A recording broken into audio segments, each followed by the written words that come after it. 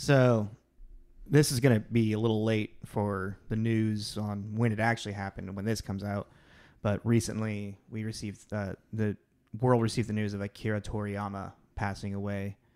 And I actually wanted to just speak a few words of respect towards that guy. And like I'm wearing my Frieza Dragon Ball Z shirt right now in honor of him. It was really weird growing up. Like Dragon Ball Z was like the first anime that I watched that I know. I mean, you can probably speak for it as well as like it really like, you didn't think like cartoons could really be this fucking cool in some aspects. Like obviously Batman and stuff was cool, but Dragon Ball Z was its like own fucking thing, you know? Toonami taught me a lot of that. Yeah. It wasn't until like I was in my late teens that I realized how much Akira Toriyama's artwork itself was like infused through me growing up, when it wasn't until later that I discovered that he did all the artwork for the Dragon Quest video games, which were Dragon Warrior at the time in America.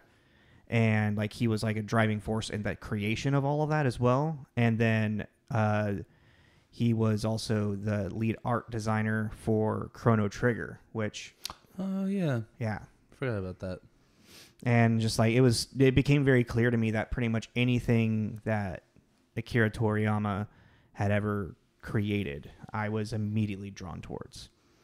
And it's really sad to hear of him passing. And a very kind of quick and unfortunate circumstance. Yeah. Rest in peace, bud. I wasn't sure how to respond. Yeah, I know. You seem very like, I don't know what to say. You can say, did you like his stuff too? I did. I only really digested Dragon Ball. Yeah. Like the stuff. Probably one of the few people out there that didn't mind GT. Oh man, the people at Team Forest Star that did the Dragon Ball Z abridged. Mm-hmm. They have very big disdain for Dragon Ball GT, and they're actually sitting down now and watching it and doing commentary through it all.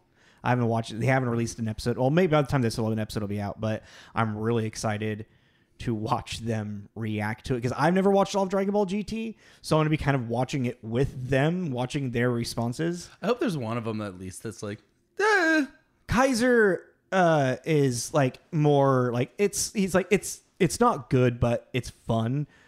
While I forget the other guy's name, but he hates GT with a passion. I don't know, maybe I gotta watch it again. I'm like, why is so much hate?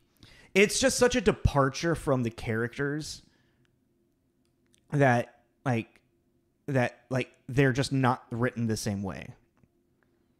Yeah, but and they tried too hard to recreate the magic that was Dragon Ball with Kid Goku, Son Goku, with his granddaughter Pan as well, and made it was just like you could tell it was like all of this of them trying to re-grasp a lightning in a bottle type thing, you know. Like Akira Toriyama is like the fact like that it got so big was kind of a shock through everybody because it was just like he didn't even realize it was going to be this, obviously, you know. Also, it's really weird to think that Dragon Ball and like how Akira Toriyama like started it. It's like Dragon Ball was like a kind of a gag comic. It was just a joke comic that turned into a martial arts comic, which then became Dragon Ball Z, which is very like more serious. I didn't like Dragon Ball. Dragon Ball. I mean, if you're not there for it, you're not there for it. It's the best way I will say. Yeah. But I think we should be getting into it. Yeah. Okay.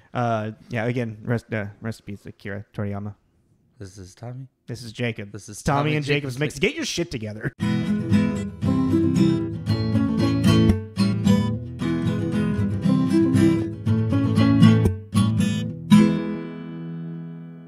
Good morning. And in case I don't see you. Good afternoon, good evening, and good night.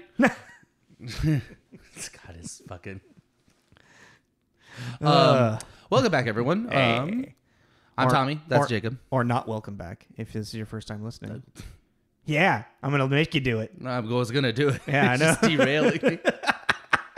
this is your first time listening to us here at TJ's Mixtape, we are both been friends for a very long time. Feels like forever. And this is just our little movie review podcast. So we talk about movies, kind of talk about their themes, plots, give them a very arbitrary rating that doesn't really mean anything, but it means everything to me. But yeah, so if you're a movie person, welcome back.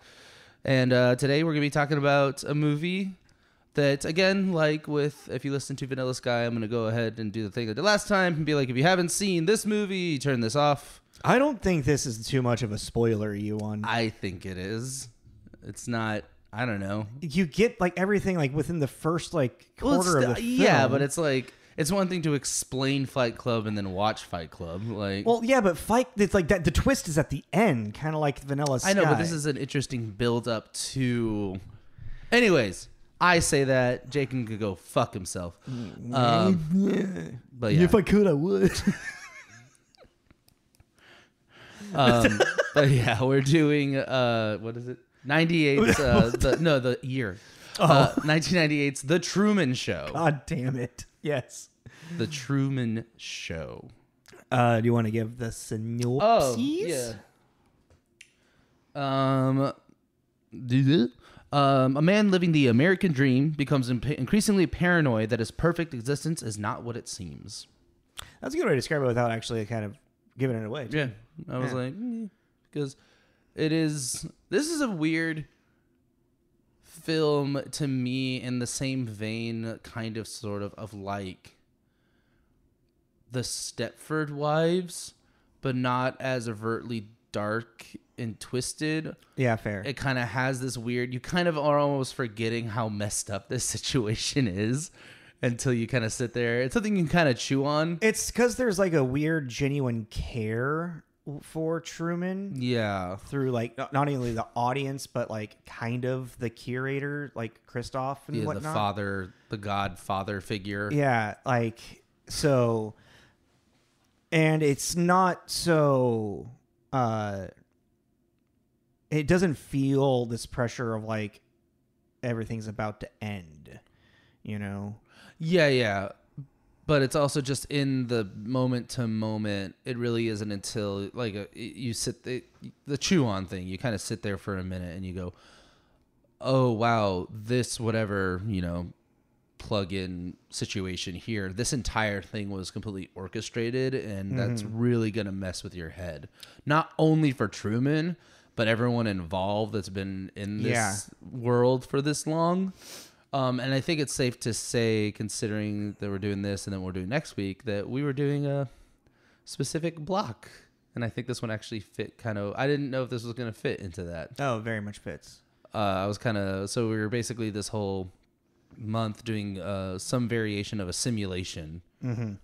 And I was kind of like, is this one going to work? Or is it going to be, when we did Infect and we were like, we made that work. And it's like, not really. This one, after rewatching it, I was very like, okay. But before we get into the nitty gritty. Because kind of like in Total Recall, it's like, what is a simulation but more than like whatever your brain wants to convince it's actually seeing or believing. And this one is very interesting in a lot, not only in the visual aspects showing this created world that you are being presented, but through dialogue, there is a lot of conversation about you accepting the reality you're presented. Yes. Kind of like that. 100%. Yeah. But this is one of those, if you've watched this and haven't watched it in a while, definitely rewatch it. Because knowing what you know, it's kind of interesting. Well, also, really quick, I just want to bring, even if you haven't seen it, like if it is like, as your first time watching it, the opening credits give it away.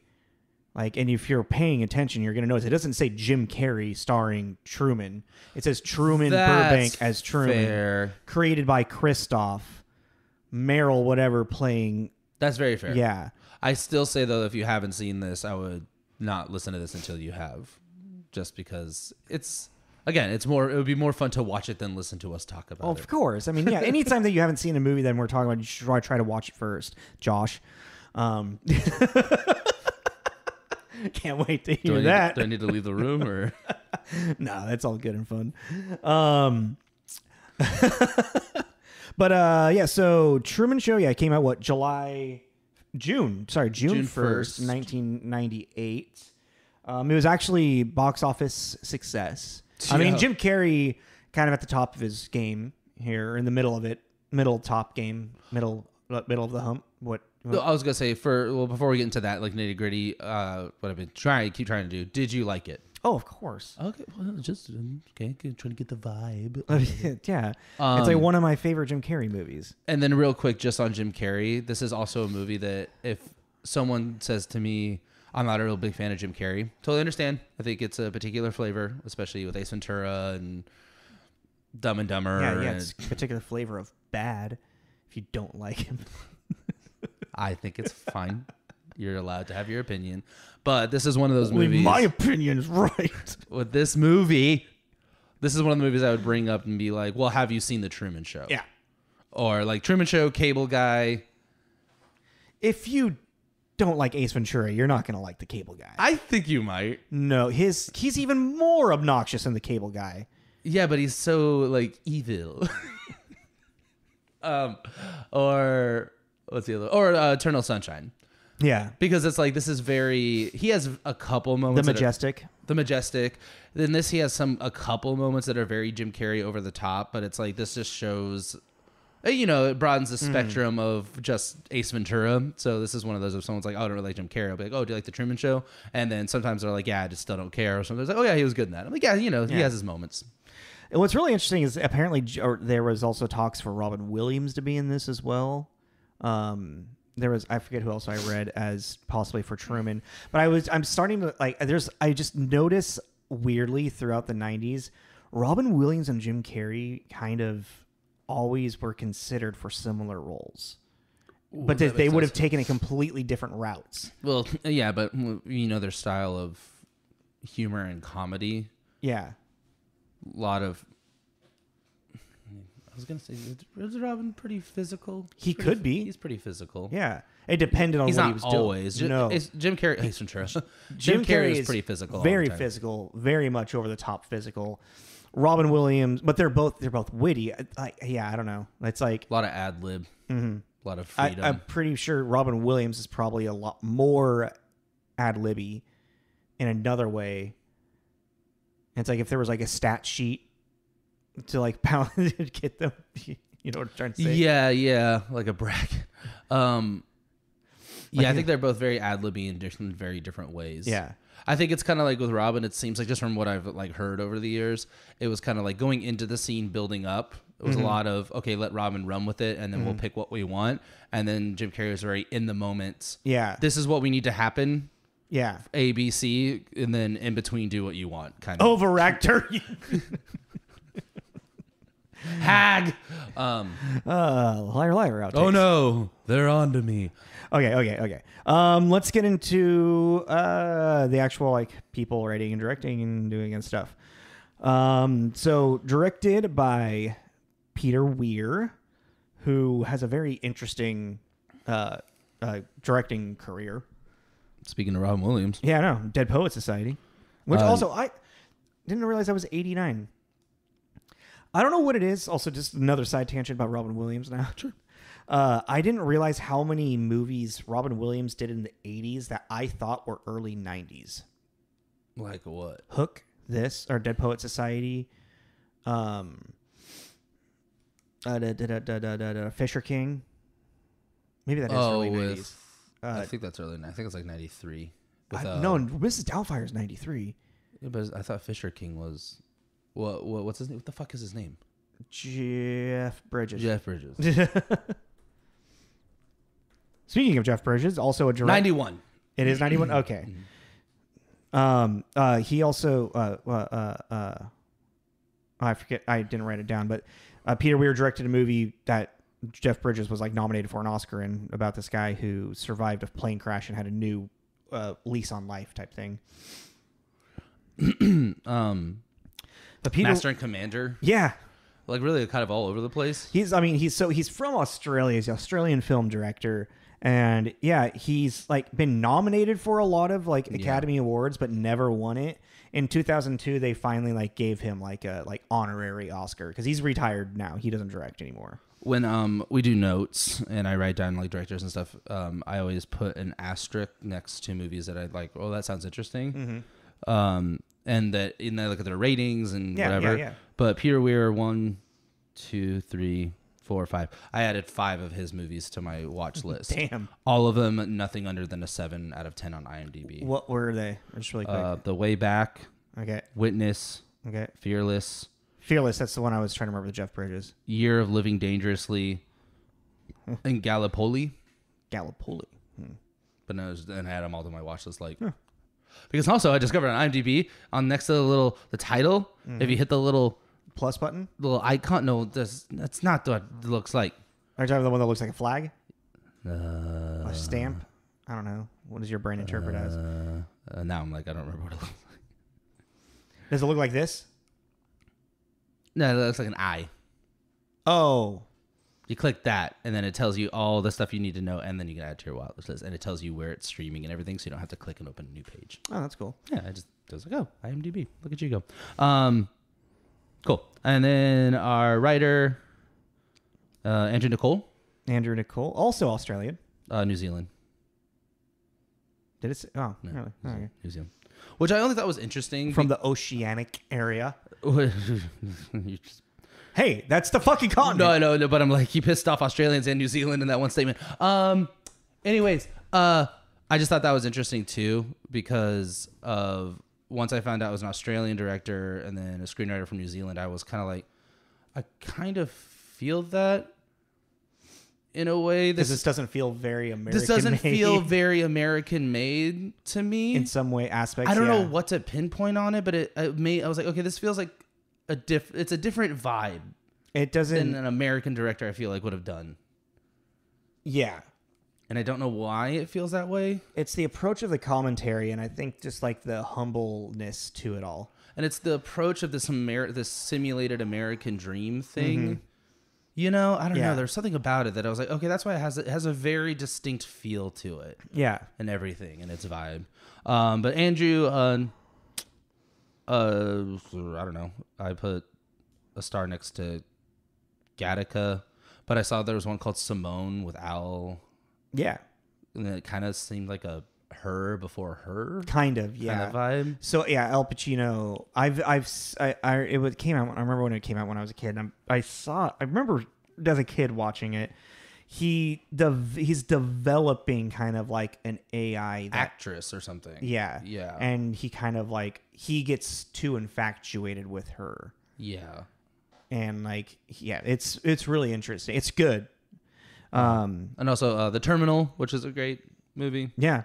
Lord of War, In Time, which I thought was interesting. That movie's fun. That's a fun sci-fi movie. Yeah. That's an interesting. Yeah, Justin Timberlake and I always forget her name. I have ESPN. Yeah, Amanda Seyfried. Seyfried, yeah.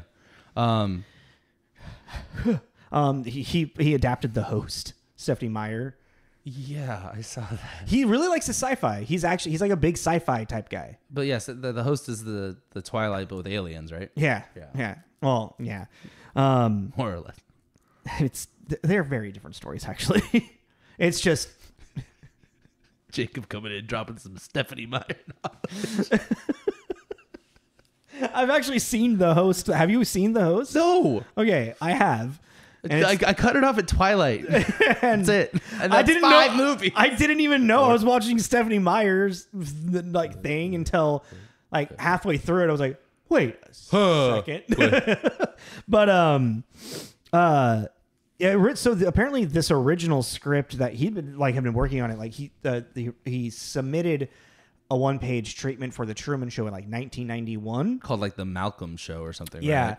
And it was a lot darker in premise. Like it was going to be much more of like a psychological thriller, probably in the realms of what Stepford Wives was. Yeah. And I think it was really smart to go this other lane. Yeah. And that was also because Peter Weir was like, I really like this, but let's we're going to get Jim Carrey on board. So we want to kind of like think about him as an actor and his and it was also originally supposed to be in New York as well. Yeah, the whole treatment that they were talking about just sounded really far-fetched. Well, not even far-fetched. It's like just it would have been such a heavy watch. It would have been a lot harder to film too, probably. Yeah. And piece everything together properly, you know, like because if he's like living in the real in New York,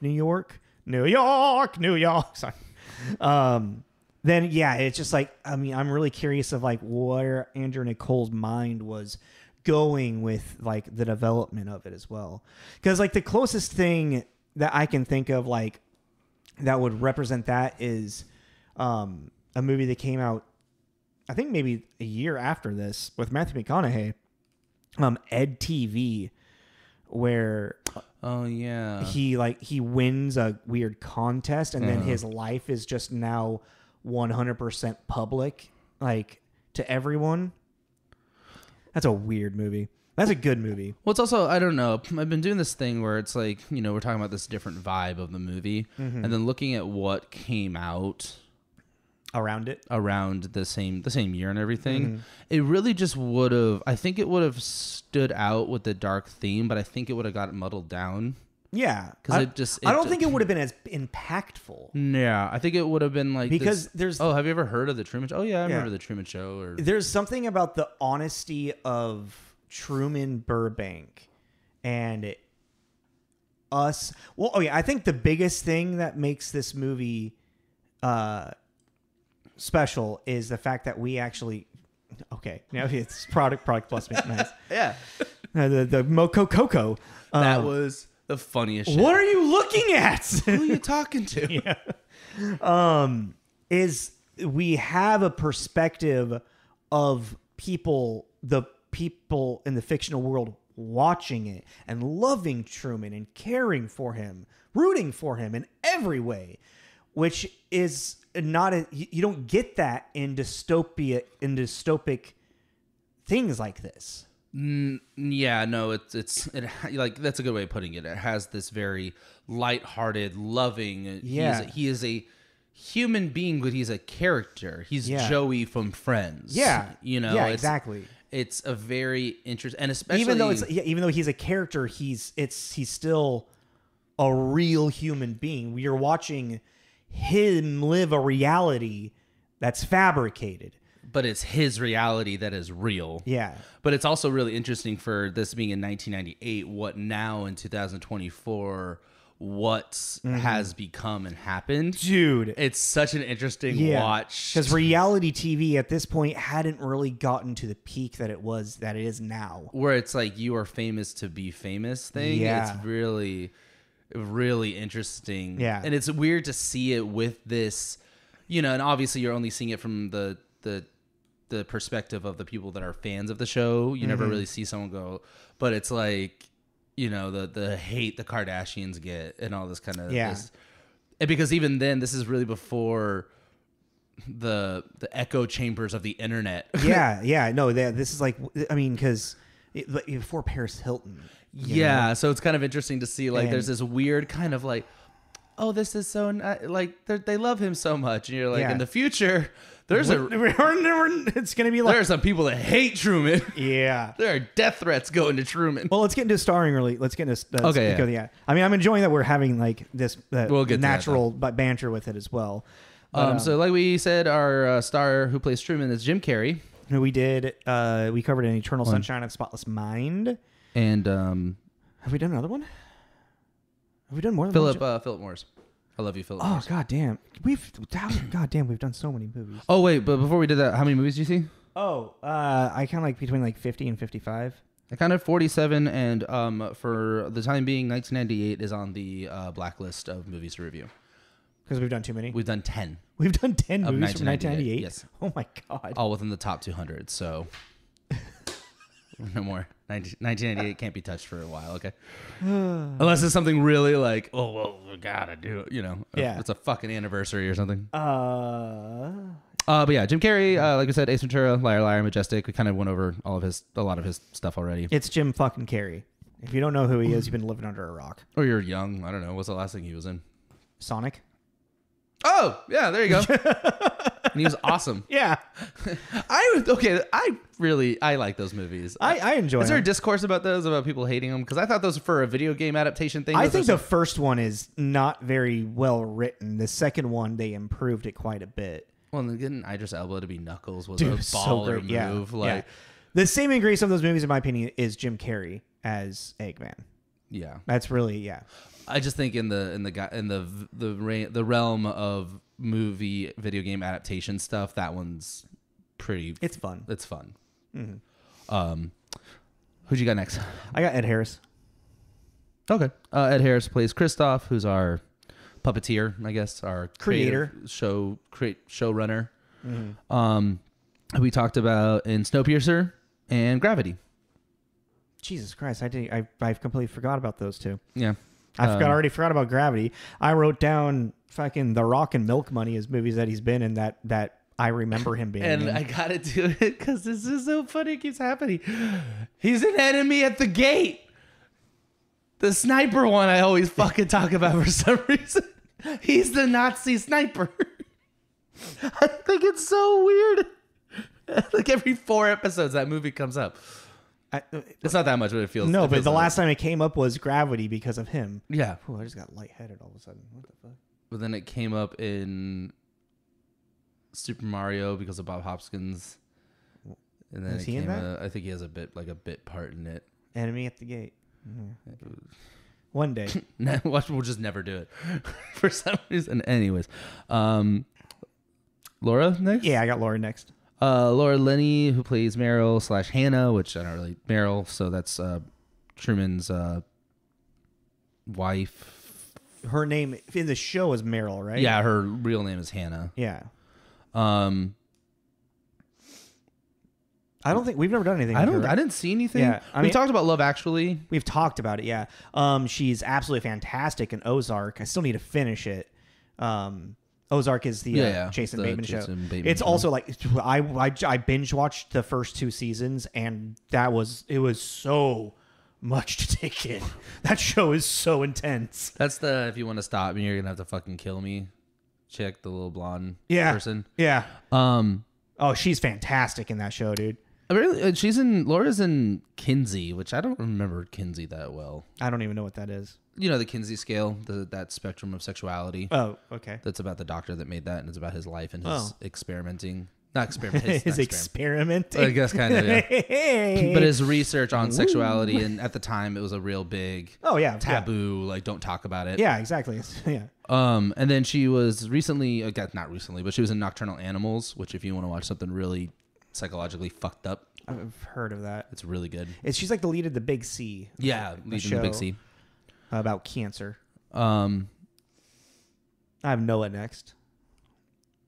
How would you Noah Emmerich, who plays Marlon, Emmerich, maybe, who was in Last Action Hero. Yeah, I just thought. I mean, he was a rookie cop or something, is what I saw him quoted. He's the one I was convinced was in an episode of X-Files, and I'm still convinced. And maybe I'm living in a goddamn Mandela effect, but I swear. I don't know. That's the same as you saying, I swear to God, he was in an episode of Law and Order, because it's one of the. He was in an episode of Law and Order. Was he? Yeah. But it's like X-Files, Law and Order, those shows. Yeah, I know. All like everybody's been in them, because it's also they're talking about shows that ran forever. Yeah. You know, it was a good in for people. Also in Good Nurse is the only other thing that I really. He's weird. He's one of those people I really recognize. He looks fucking familiar as hell. I couldn't pinpoint what it was. When I was looking through his list, I was like, I've never seen. I don't know if I've seen any of these. Is he like the Irish Scar guy from like Braveheart, and he's always like the henchman or something? Is he in Braveheart? Oh no, you're just comparing him to that guy. Yeah, like he's one of those guys. Yeah, okay. You just have seen him. Yeah, I feel like around a lot. Maybe that's why I think he's in X-Files. Like he's also just got a face that's like. Really, I think he's pretty distinct looking. He is, but it's like it's one of those distinct looks that's like he's distinct looking, but everyone that looks like him looks like him. Come on, it's your team. Yeah, you guys know what I'm trying to say, right? You get it, right? Okay. I'm not losing my mind. Up next, Natasha. Yeah. Oh God, I looked up how to pronounce her name. Natasha Melconi. McElhone. McElhone plays Lauren/Sylvia. I didn't know anything. I mean, apparently she's in the new Halo show. Speaking of video game adaptations, but I've heard that's a pile of she garbage. is David Coveney's ex-wife in the show Californication. Never watched that. That's a fun show. You might actually dig that. I'm gonna go with it didn't age well. Oh no! Oh no! Just from the vibe. I've seen clips. No! of it. No! It's probably like, but But if you want to, if you want to watch like tortured artist, alcoholic. oh, BoJack Horseman, love it. Oh, dude, yes, it's actually good. That's a good. Is it okay, comparison? Yeah. Okay. Then I'm totally down. I'm in it. Oh god damn it! I Any honorable mentions? I had two. those. I mean, honestly, really. Oh, Paul Giamatti, Paul Giamatti and Philip Baker Hall. Philip Baker Hall. Mm-hmm. Who's that? Which was that? Who is Philip Baker Hall, or who is he in? Who's the movie? He's like And who is he? He's like the studio runner, the one that at the end is like. Oh, him. Yeah. Okay. He's been around. He was around for. I think he passed a couple years ago. That's okay. Fair. I didn't even. I don't know. Well, it's just weird because Paul Giamatti and him, and they're both. I mean, well, Paul Giamatti hasn't really in 1998. no, His career has not taken off yet. He's Really? still doing supporting. Yeah, no, he didn't really hit his stride until I want to say like Sideways, man. interesting. But on Paul Giamatti, real quick, I do want to, I want to throw out the love there too. Paul Giamatti has a recent movie. I think there was Oscar talk about it for his co-star for Best Supporting Actress, I think. Well, the Oscars just happened on Sunday. Yeah, I think that she won. Oh. Did she? I don't remember now. I'm totally blanking. But anyways, it's a movie called The Handovers, Oh yeah. and it is absolutely phenomenal if you're looking for a heartwarming drama. It's sad, but it's really incredible performances, and it's really good. Just put it on randomly once a few months ago or weeks ago. I watched the highlights of the Oscars, and there was something with Paul Giamatti, and there was a joke from the audience, and I can't remember what it was. The Oscars looked fun this year. I was gonna say, do you ever want to would you ever actually want to go to the Oscars? Oh hell yeah! Huh. I don't know anything really about them, weirdly enough, considering that we do a movie review podcast. I don't really get into that realm of the world. But can you be like a civilian and go? No, is it literally? There's not like nosebleed seats. No, no, it's a private. It's a private. Yeah, see, I don't know anything. You about can there. I think if you're part of, I think SAG, you can sign up to be a seat filler. So like, if someone needs to get up and go to the bathroom, then you can like take Brad Pitt's seat. I love Brad Pitt's work. Take Brad Pitt's seat for a second to make it look like it's the table's still full, and then when he comes back, you got it. Well, then security removes you, and then Brad Pitt comes back, type thing. And then seat fillers for the backgrounds as well. So yeah, but you have to be in the industry. Do you know anyone throws Oscar parties? Is that not a thing anymore? No, there's people that still throw Oscar parties. In fact, actually on Sunday, someone asked for us to put the Oscars on one of the television while they were waiting for their pizza to get made because they were going to an Oscar party. I used to kind of try to throw Oscar parties. I like the Oscars quite a bit. I like award ceremonies. And I like trying to be and rooting for it. That's why I was rooting for Everything Everywhere All at Once a couple of years ago, And I was so happy that it won. I think it's just with today's day and age with streaming and everything. I'm always kind of late to the movies. Yeah. So I don't really ever have a horse in the race. And that's kind of a new thing now for me is I don't really watch a lot of newer stuff as it immediately comes out. Yeah, I think that's why I don't really care any. Not that I don't care. I just am not invested in it. Scores, reviews. Yeah, let's go into that. We've talked a little good amount about the movie. You have pretty high scores actually.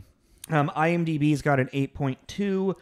On Rotten Tomatoes, it's got a 94% tomato meter rating and then an 89% audience score. So I actually was surprised that it was as high as it was. Because this is a movie that I've always loved and appreciated. I didn't know that everyone else did.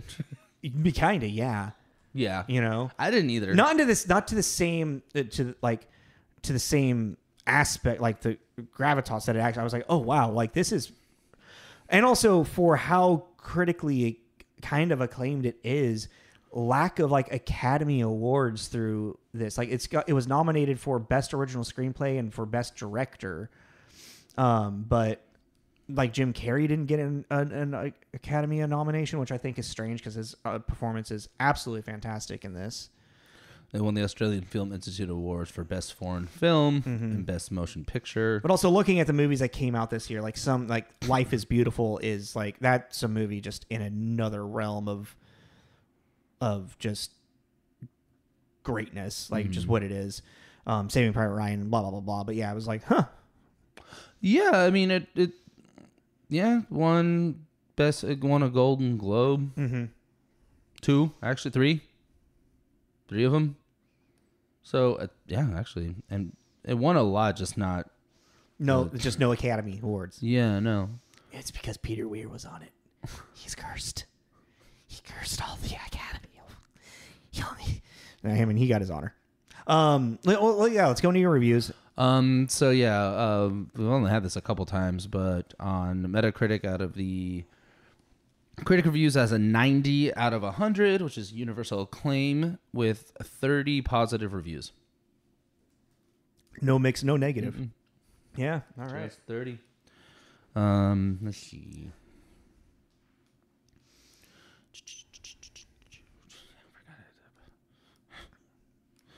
There it is. Yeah. So 100 out of 100 at TNT Rough Cuts. There is no name on this one. Excuse me. An exhilarating, fascinating story about the amazing and horrifying depth we are sinking towards as we strain to rise the entertainment bar another notch, which I thought was kind of interesting because of what we were talking about, the reality show thing. It's just kind of like, oh yeah, this is a weird, stark vision of the future. We just didn't know it yet. A producer controlling everything behind the scenes. 80. So I just picked a couple to kind of different. 80 out of 100. Janet Maslin at the New York Times. Warm, affecting, and refreshingly shtickless. He, Carrey, occupies center stage here through sheer beguiling force of personality. Yeah. And then then I picked the lowest score for the last one. 67 out of 100. Marjorie Baumgarten at Austin Chronicle. It's unusually provocative and challenging for a Hollywood movie, and surprisingly allows the audience to piece things together without too much external direction. Yeah, okay. I don't feel like it's too hard to piece things together when, immediately at like... Yeah, but I don't think... moment where I knew it's you were like, going to... Christoph is like... And then it's like, oh, then Truman and how it happened. But it's also not super heavy-handed because we do have that moment in the beginning of behind the scenes, and then the rest of it is very much Truman's perspective. Yeah. That's the thing. I feel like the way that this movie unfolds is kind of masterfully crafted, because, like I said, it's like at the very beginning you get like starring Truman Burbank and what's her name as Meryl, his wife, Hannah, so forth and so forth, and you're getting this perspective of like through like circle lens, like like fisheye and stuff. Yeah. And then it my brain just stopped working. Jesus Christ. Oh yeah. And then it gets to this point where it's like he's eating breakfast, or maybe he's eating dinner, getting ready for bed, and they just take this little and like shove it up in the corner of the screen, and then you start to see people are watching, and then you get this background of like the first camera, the interview with Christoph, and like the history of Truman, and you're like, oh, he's in a reality show and he doesn't know. And then, which also, like, there was a reality show that came out in the 2000s that was that did that, the Joe Schmo show or something. Well, there's also, it's Big Brother and... Yeah, but they know. That's the thing, is they know. Yeah, well, but they know they're getting filmed. This, there's an entire tab on this called The Truman Show Delusion. That's people with schizophrenia. Well, yeah, I'm like, the movie had such big impact in like the way that we interpret reality. Yeah. That I remember being high on mushrooms and thinking that this is such an anxiety invoking concept. I know. And that's what I was talking about. If you sit there and chew on it long enough, it's It can really cause a spiral if you think about it too hard. That's actually one of the coolest things of this is that this movie is a great example of Plato's allegory of the cave. Which, if those that aren't familiar with it, the way that you're staring at me. You're the coolest dude at the party right now. Hey, we're discussing the intricacies of a film, all right? The allegory of the cave is essentially the idea of stepping outside of ignorance. Like the idea of knowledge can be a sense of a curse, because once you have that knowledge, you can't not unknow that thing. Yeah, ignorance is bliss. Yes. The allegory of the cave is that we are nothing but shadows on the wall of the cave. When you realize that you are projecting the shadow, you can never not unlearn that thing. Your existence becomes more real because you realize that you are not the shadow, you are the person creating the shadow. Mm-hmm. So as Truman goes through this and his reality is getting broken because he is learning and then being gaslit hardcore that his existence isn't just a state of free will. Like, he has free will in its own right, but so everything around him is so contrived, and he's learning this, and he doesn't know how to comprehend it. Which is when Laura Linney's like Moco Coco, la da da da da, and he's like, who are you talking to? The hell are you talking about? Yeah. What does that have anything to do with this? Well, that's why it's funny too, because it's I don't know, it's creepy. This movie is really, really creepy. Yeah. Below the surface, which makes it really interesting, because not only the fact of that he's losing his mind, there are things happening around him that just do not add up, and he's seeing it, and it's not even like there shouldn't be any shadow of a doubt about these things. Yeah. Like the elevator accident. Oh yeah, when he walks into the sound stage, basically. Yeah. And they're like, yeah. Could you imagine being one of those extra? Yeah, I was like, what are you doing? Leave the wall up when he's next door. But anyways, I'm not gonna get into that. Eat the carrot. But that's you finish your thought. Keep going. Just this this whole thing of it's such a concrete. He is seeing such evidence of things, like that piece of the plane that fell down, which is the light. Clearly a stage light, and everyone around him is they're gaslighting him, but it's almost like stupid gaslighting. It's stuff that doesn't make sense, but because everyone is following, we're going to Fiji. Everyone's following the narrative. Yeah. It would make you start to question your sanity. You'd be like, well, I'm the problem, I guess. What's interesting is that the first time you get this sense of him maybe having whatever it is with Sylvia, that flashback was he falls. Also, it's if he falls in love with an extra, just I don't know, see if that extra's a good actress. Just well, I guess they made her that she was already having an issue with the whole there's fakeness. She has the button is how will it end, maybe she's she wanted something, and you're hey, you can be an extra on the Truman Show for his college years, but also now to think about it in just Meryl or whatever, the actress that plays his wife, just call him by their, because Laura Linney's character, I was gonna say Meryl, Meryl. She has been hired to play the love interest for Truman. So there's probably a weird contract thing where there's they have to. That's true. She has to be the love interest. So they have to navigate him into falling in love with her. Yeah. And you got, what's the name of his friend? Marlon. Marlon. Yeah. Marlon. Yeah. And it's he's been best friends with him since the first grade, It's could you imagine playing a role? That's what I was talking about. 30, 20. Also, psychologically, this is all really very strange. Apparently, there's deleted scenes and the Marlon, the actor that plays Marlon in the real world of the Truman Show, he was a drug addict, and he had got every time that he went away for a little bit, he had got sick or something, the actor was going into rehab.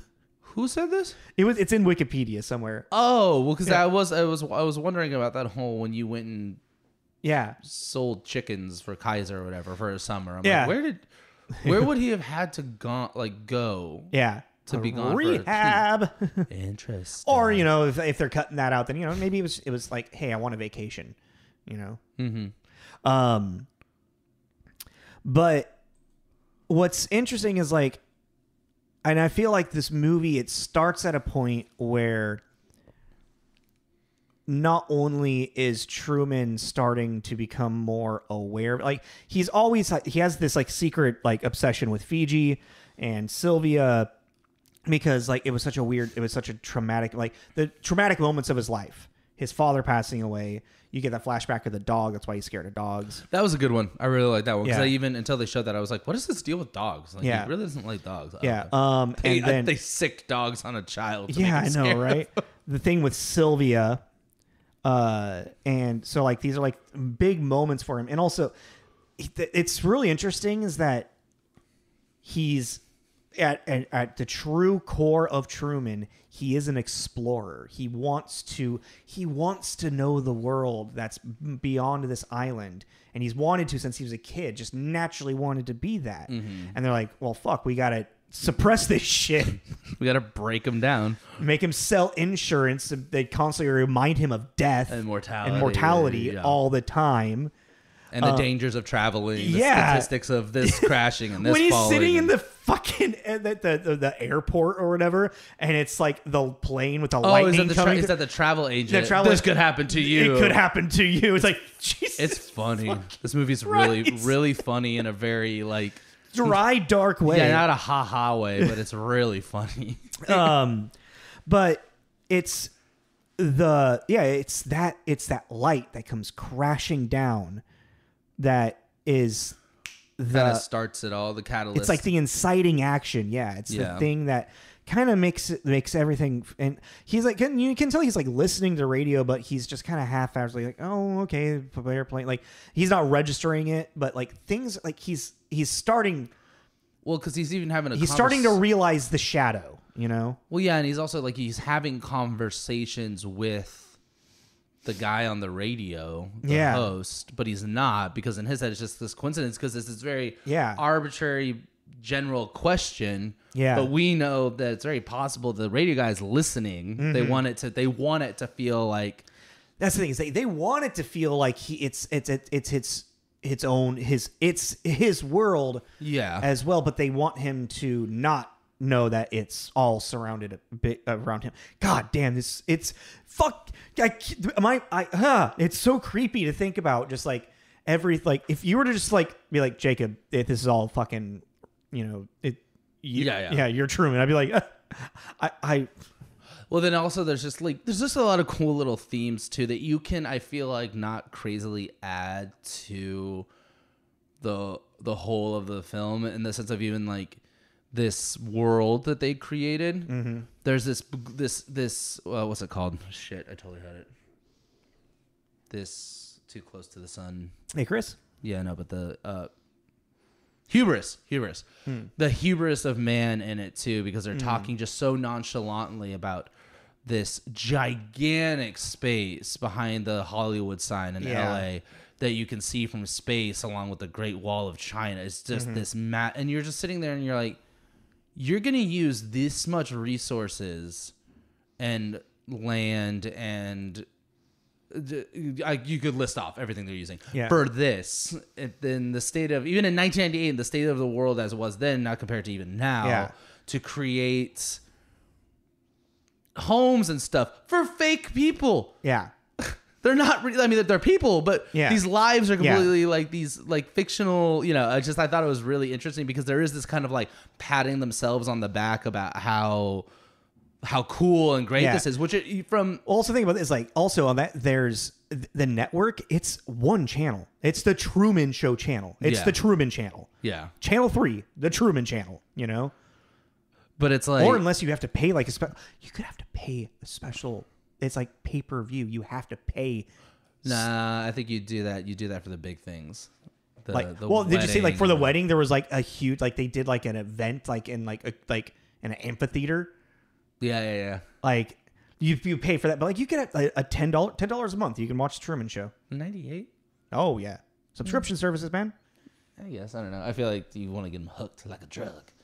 That's why you, every so often you give them a free couple of weeks. That's how they got people with like HBO. Like when I was a kid, we didn't have HBO unless you paid for a subscription service, you know? Yeah. But you would get HBO, like you get like 2 weeks free. And I remember during that time, my parents would buy all the VHSs and we're just recording shit. You know, that's how we got our new movies. You know, we would record it on VHS with like 5 movies on it. And then HBO was gone for, you know, another like 7 months. You know, but then it would come back and it would be like, okay. And then finally we had money. It's like, okay, we're just going to subscribe to HBO now. I like your little mixtape idea. Mixed film. Yeah. Back to the Truman Show. Idea. That was real. That was a reality, man. Totally. Did I derail your thought? I'm sorry. I thought you were finished with your thought. No, I kind of was, but just the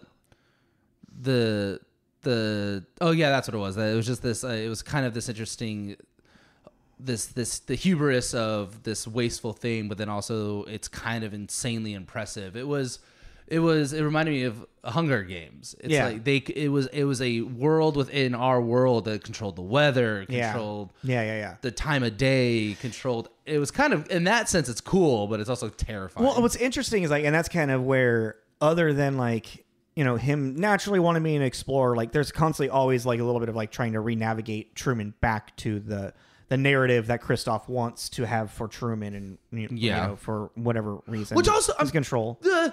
That is just, I can't imagine the psychological damage that would do, where even he just nonchalantly brings up that his wife is gonna leave him in an upcoming episode. Yeah, and you're like, this isn't a character you wrote. And this is a person's real life to them and their emotional well-being. Yeah, but at the same time, it is a character that he wrote because he controlled all the narrative of his life. It's just such a weird concept. It's very cool. Go ahead. Sorry, I just wanted. The thing, like when that light first crashes down and then he's sitting on the beach and just that one spot starts raining on him, like, is this like a bit like, are things?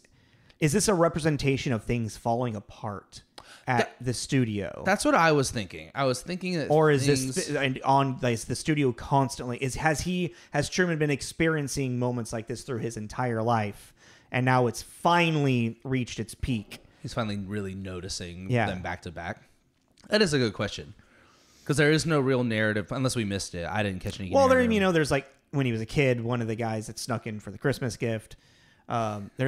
There's small little things where you like can tell that they've had to like take control of this situation around Truman, and he just doesn't know how to comprehend it. And then nobody ever talks about it again. Because his best friend is like, man, you know, let's just have a couple of brewskis and we'll just forget about it. Yeah. Also, every single time something crazy is about to happen, here comes his best friend with a couple of brewskis to calm him down and bring him back. Be like, and also fantastic acting for the actor playing the best friend when he's like, because if there was any, like, if everybody's in on it, then I would be in on it. Yeah. And there is no it, man. And yeah, it's like, Jesus Christ! That scene hit a lot harder this time than when I first, because I haven't seen this movie since it was pretty young. Like, I don't mean like kid young. I was probably teenager, 20s, somewhere in there. And just that, and that's what I'm saying. This movie, just in the, you kind of expand it in your head a little bit outside of what are the repercussions of these things that are happening. That scene hits. That dude's not gonna trust you're gonna give this guy's gonna have some serious mental stuff. He has. Oh yeah, no. When he walks through the door, and I always thought like, how is he gonna live?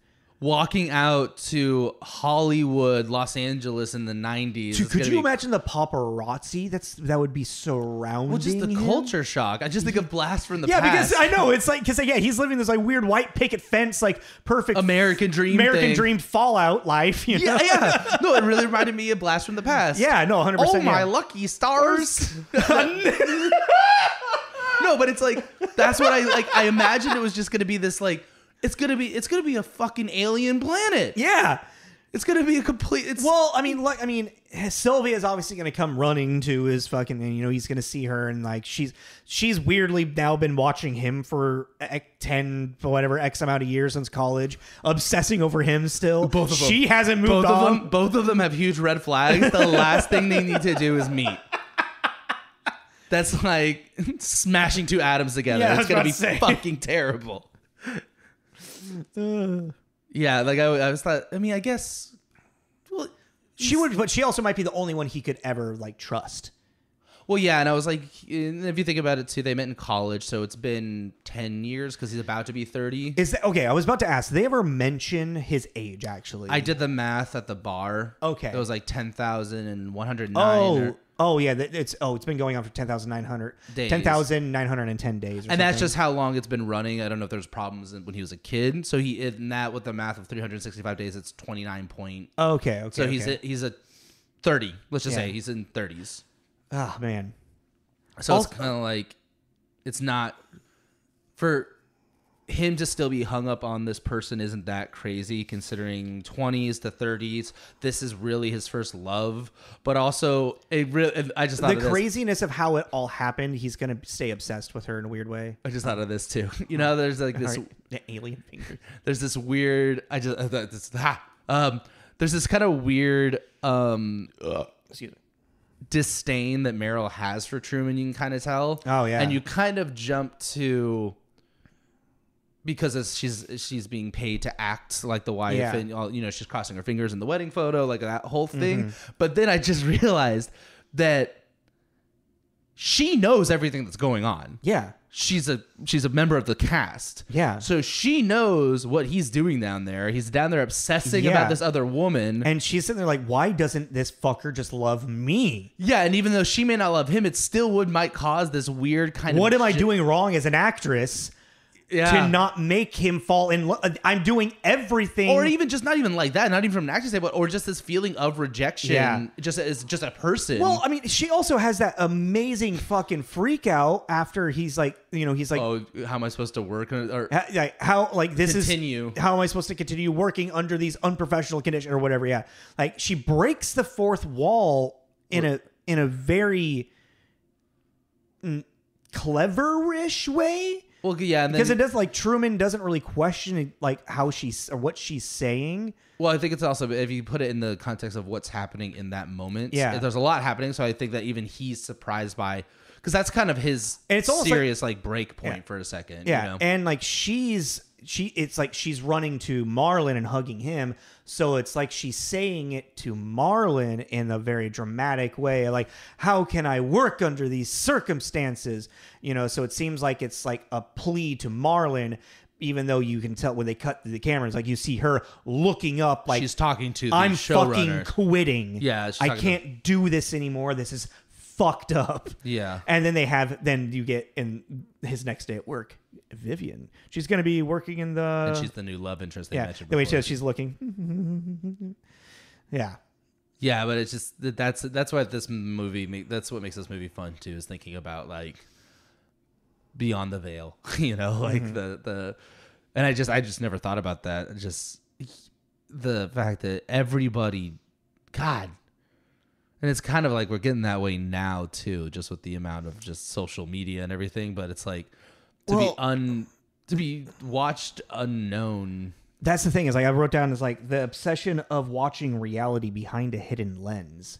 It's like thinking about the people watching this. Like, why are they so captivated by this? Like at a voyeur kind of thing? Yeah, that's why people love watching reality show. You're watching, like, dude, last week when we were watching this shit happen across the street in the park, we sat out there for what? Half hour watching that. Yeah, that's true.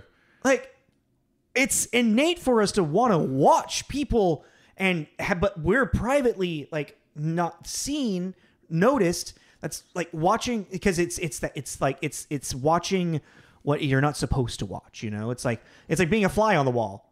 Like if you could just like be a fly on the wall and watch someone like live their life, that would be weirdly interesting. Well, I think it's you're watching life without interacting with it. Yeah. So you're watching the outcome of situations that you yourself will not have any repercussions for. Yes. and you have not helped direct any kind of way. Yeah. It is literally just something unfold, which is a movie. You know, you're watching any kind of media. So yeah, I mean, it just just so happens that these are. But then when you realize the stakes of it being real, this is a real person. This is Kim Kardashian. This is Paris Hilton. This is CT. This is yeah. You know, this is the Vanderpumps. You know. Yeah. You know, this is a name that we know and recognize that. It's so true. We weirdly idolize in some way, or some people idolize in a fashion. You know. Well, it's so true too. It's because it's like I'm not really a reality TV person. Yeah, my partner is, and it sucks me in. No, dude, it's psychologically designed. 100%. I am looking forward to the new episode of Deal or No Deal Island, Skull Island. Whoa.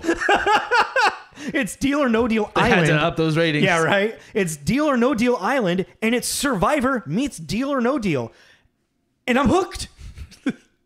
I'm fucking hooked. It's not fair. Like I am actually I was sitting there last night and watching the challenge. It was the season finale. Yeah. And I was kind of sitting there going, I want to be on the challenge. Why? Only because they jump off helicopters and shit, and that shit looks fun. Right? I don't like any of and it's weirdly in a strange sense of safety, even though it's really not. Yeah. Like there's paramedics and shit, but you're still jumping out of a fucking helicopter. Yeah. But no, but even then, it's like I don't care. I fucking could fast forward all the drama stuff of them making alliances and promising this and that. I'm like, no, get on that ATV, ATV, and go off that ramp over the cliff. Do it now, monkey, go, monkey. And so I don't know. I get it. Like it really like. Yeah, but the drama then like fuels the fucking challenges as well with her shit as well. Like you need that drama as well. Which is I the think weird some thing. people. I think some people do. I just know that I can't. I call. It's irritating as hell. I can't. I call the Desperate Housewives the yelling lady show. I mean, that's fair. I just go, are you going to really put on the yelling lady show? Because they are just always yelling, and I can't. Well, I mean, that's how. I mean, I think when it comes for us for reality TV shows, we can get more invested into ones that have like a challenge to it, you know, like the challenge. Yeah, I love that. Like if there's like Deal or No Deal, like what they're a competition to it. Yeah, there's a competition to it, and then there's also but when it just turns into literally just like watching people live a life, like the Jersey Shore or okay. I disagree. Jersey Shore is pretty entertaining. Well, they're just entertaining. They're a bunch of clowns. They're when you fucking have like someone call themselves The Situation, come on. Yeah, and they're like fucking, and even then they piss me off because even what's his name, Paulie always has a bullhorn. Yeah, and I'm like, can you knock it off? But it's funny. Oh God. But that's what I'm saying is that like if there is something for the reality, there is going to be somewhere you're going to enjoy watching it, you know. So fucking the Truman Show. So the only reality shows that existed during this time that I'm aware of was like The Real World and Road Rules on MTV with Push. Wasn't she in Road Rules? Yeah, she was like in one of the early seasons. Yeah. And Real World was kind of like the first one like that I really knew on that. Real World, I want to say, started in like 1989 or 1990 or something like that. So like, yeah, this movie comes out, The Truman Show, as a commentary on us consuming reality TV shows. And then, we've already covered, and it was just like a weird, like this is like, it's going to get into what the Truman Show is in a weird way. Like the obsession of it's going to become so much more. Yeah. I'm just kind of looking too. Cause of like what other reality shows. Just like 90s. We're over an hour right now as well. Just to give you a heads up. Okay, we should be wrapping up soon. I don't like this. I'm just trying to see, it looks like there really wasn't. There wasn't a lot. Not like this. There was judge shows. There was There's a lot of I mean, you say like Jerry Springer. Yes, It was like more like talk show culture. Yeah, in a weird way. It kinda, Maury. I mean, Ricky Lake. Kids say the darndest things. Like that guy, America's Funniest Home Videos. Like this, but those still feel like that's still like almost still set talk up showy thing. Yeah, style. Yeah, but like no, Real World was like eight people, 8 strangers in an apartment. Yeah, it wasn't the first one in New here? York. I don't know. I think the first one was New York. Was it New York? I do not quote. One of the first ones was Seattle, but I don't think the very first one was. Okay. But yeah, no, that is interesting because it's like and maybe that's just good for people our age too, kind of remembering this evolution of the reality show. But it's like watching it now, it's a very interesting movie. It's very and the ending too of you have Christoph who is you at first you kind of think he is just a showrunner that wants to keep it going, but then as the movie comes to its climax, you realize that he's having a fucking god complex. Yes. Now, and it's also weird. He's also having, a God complex and father complex in the Holy Father kind of thing. He even like strokes the Father, the Son, and the Holy Ghost. Well, like he strokes his face on the camera like it is his child. Yeah, he's his creation. He's willing to kill his creation. It's fucking Frankenstein, dude. Yeah, rather than let him out into the real world. Yeah, I would rather him drown in a weird I'd rather kill him than let him not be mine. And you're like. That's when it gets really dark. Yeah. You're like, whoa. Paul Giamatti's like, I'm not going to do this. And he's like, fucking do it. Yeah. That's at a very... Kill my child! Well, then we can wrap it up in a second. But there's just one other thing I wanted to point out is, Truman goes into the basement and has this grand breakout scheme thing. And then they get all worried because he was like, oh, what time is it? And they're like, it's way too early for that. And they're like, we're not going to find him at night, so turn on the lights. But they're all worried about fucking up this illusion. Besides the fact that every single person in town is now walking through the town in a grid system, locked arms with night vision goggles. Yeah. And they think that the sun coming up is going to be the one that fucks the illusion. I'm like... Yeah, it's done, guys. Like, let it go. It's over. I do want to say, as like a sense of like mise scene, like clear character transformation for Truman, is through most of the movie he's wearing like the bow tie and the suit. Like he's dressed very much like a unbeknownst kind of regular dude. Yeah.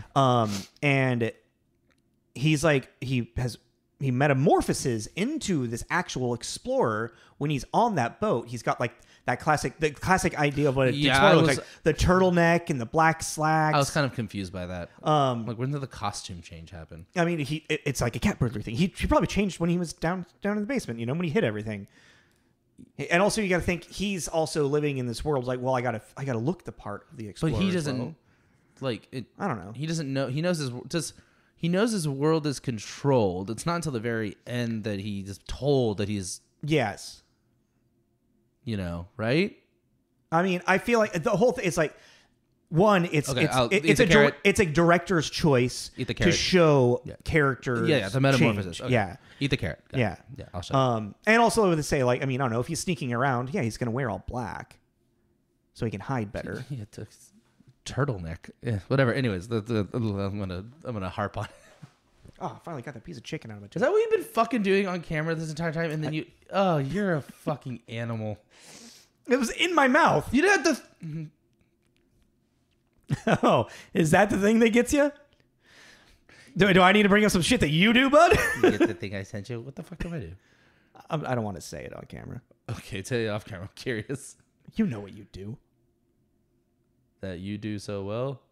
Voodoo that you do so. I think it's rating time. Let's get. Yeah, no, we're at like an hour 10. For me personally, like this is like a 5 out of 5 for me. Yeah. Yeah, and I'm having a hard time thinking about like how and why I would want to give it less than a 5. Like if we can agree on a 4 and a 4.5 if we need to, but I really do think. Well, this movie is a 5 out of 5.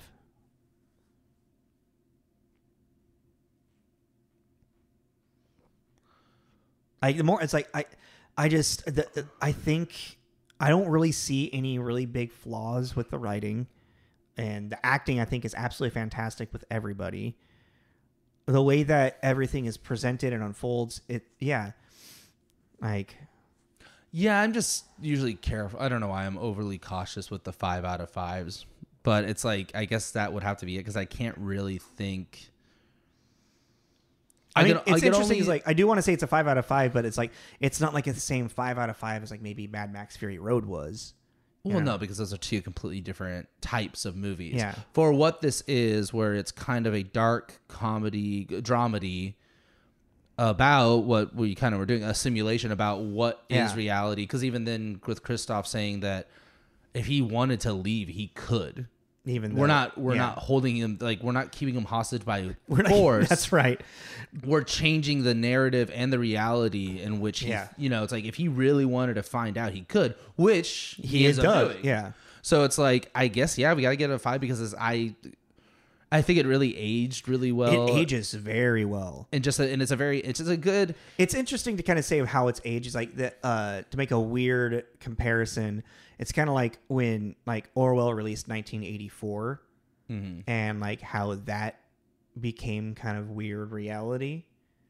Yeah, that's fair because, and then I said, and I'm gonna go back to this, but it's also something that I feel like for this kind of movie, it sits with you a little bit, and it's interesting to kind of think about after the fact. Yeah, and it's because of what it is. It does live in this weird little bubble, quite literally, just the film itself too, like the whole premise. Yeah, and even though how far-fetched the idea of like this created dome that Truman lives in, that's what makes it this like science fiction kind of it's like it's dystopic without living in the end of the world, what we actually think of dystopic to be. Yeah, it's like our reality and our culture is simultaneously living with this dystopic thing. Yeah, as opposed to this dystopic thing changing the this narrative. This is like fucking Westworld before Westworld too. Well, actually, I don't know when Westworld. No. The show came. I don't know when the book. Oh yeah, there was also a movie. Oh, that's right. Like 78 yeah, or something that's like right. that. That's right. Yeah. No, but it's in that lane because it is a dystopian world that has not changed the course of our history. We are living with it.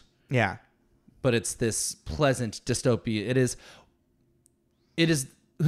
He is the propaganda for us to be distracted by.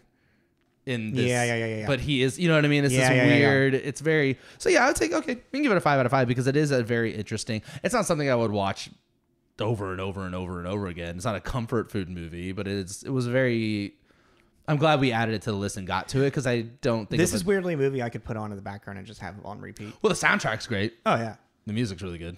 Sure. So, I mean, if that's what you. Hell yeah, I'm down for. Yeah, let's throw that 5 down there.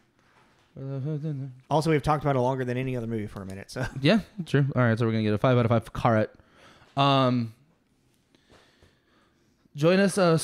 Next week we're gonna be finishing off the simulation block with one of the most simulations movies I could possibly think of at the time. The most iconic. Yeah, it's a generational movie. There is no spoon.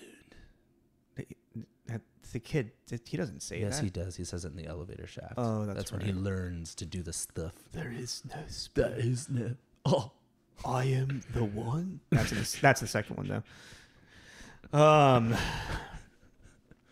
How about I give you the finger and you give me my phone call? That's a great line. I don't remember that. I don't remember the last time I actually watched the first one. I don't either. But I you know me and dialogue and stuff. It'll be fun. It'll be fun. If you couldn't figure it out, all the clues. We're watching The Matrix. We're watching The Matrix, the very first one, because that is, like we said, fucking simulation movie. And I think it's a good one to kind of like end the the most over the top like. And I mean, and like you said too, that movie that broke broke minds. That broke minds, and that did some crazy shit at the time. Yeah, I don't think they really even have done that since. Some of the special effects stuff. Oh yeah, I can think of a couple off the top of my head. I mean, but like, look how you can do it. They're like, oh, cool, we're gonna do it like that. They were pioneers. Yeah, they pioneered that. So like, subscribe, follow us on Instagram for all of our promos, so you can see what's coming up. On all those promos, you'll find the link tree there. You can find all the episodes. Spotify, Apple, so on and so forth. You can also find us on YouTube, Tommy Jacobs Mixtape, TJ's Mixtape, if you want to watch the actual camera. Hi. And me picking chicken out of my teeth. I think that's everything. So yep. Oh, sorry. That means we're over. Yeah. So join us next week, and we'll be doing The Matrix. And that derailed me. But yeah, this is Tommy. I'm Jacob. I threw you off so hard. Jacob the chicken picker. This is Tommy and Jacob's Mixtape. Later, guys. Does he pick chickens? Jesus.